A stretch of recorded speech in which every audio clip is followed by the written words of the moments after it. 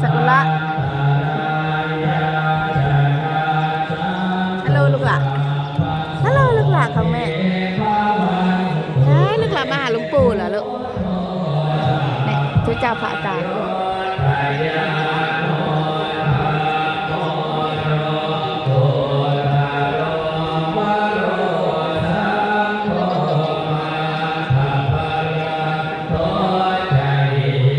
นั่งดีๆกันได้นั่ง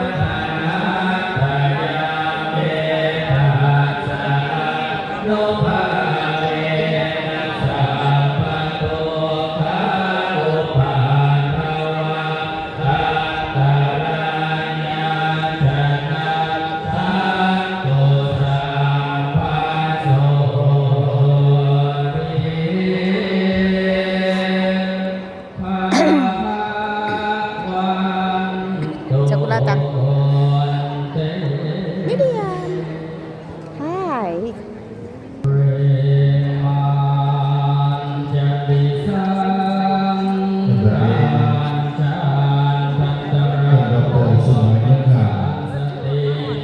ของสุพรรณอาทิตย์พระเครื่องพระบูชาไทย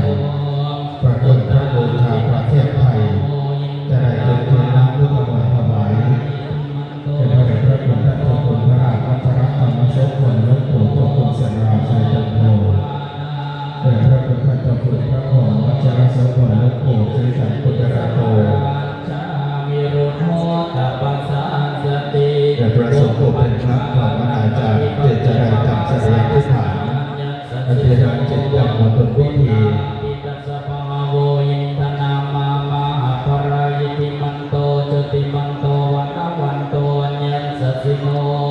โมทมานาทังสุปัจฉิมันจะดิสังราชาวิโรปโคปัสสา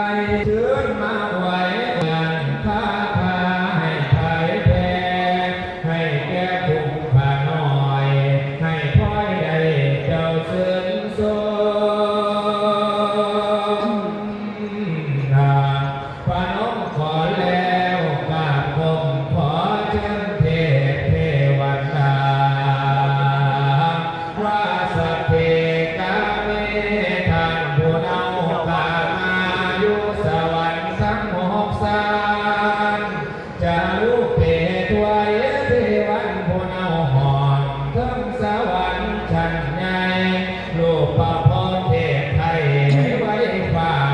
เท้าสามนางสีสีคาลตะเตขอเชิญเท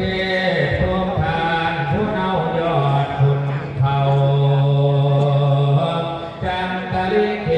ทานผู้เน่ากลางหาวเอานาภาวิหากวาง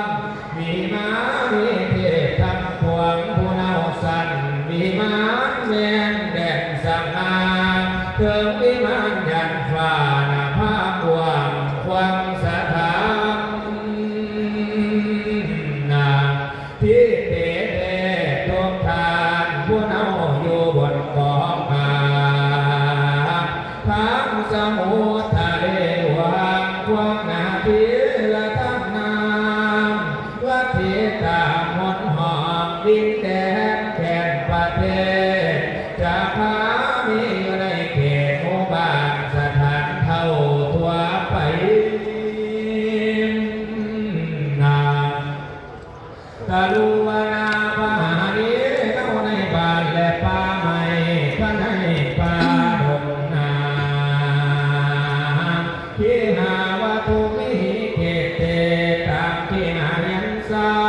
มพินสถานเน่ายังภูมาจะยันตูอยู่ให้นาสาสาภูมิสถานดันดอดภูมิที่ว่าชลธาลวิสเมอยู่ตามลงแม่น้ำตามพื้นแผ่นดิน